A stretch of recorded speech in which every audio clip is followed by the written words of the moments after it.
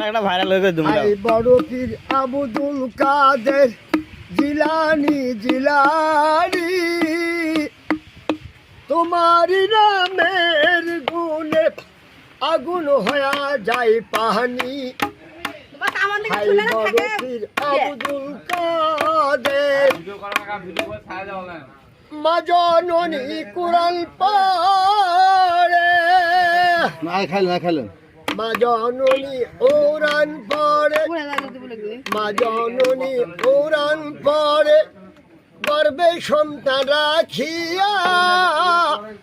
18 পারার কোরআন মা জননী কোরআন পড়ে মা জননী কোরআন পড়ে গর্বে সন্তান রাখিয়া 18 পারার কোরআন মুখস্থ হইয়া যায় মাল্লার মুন্সি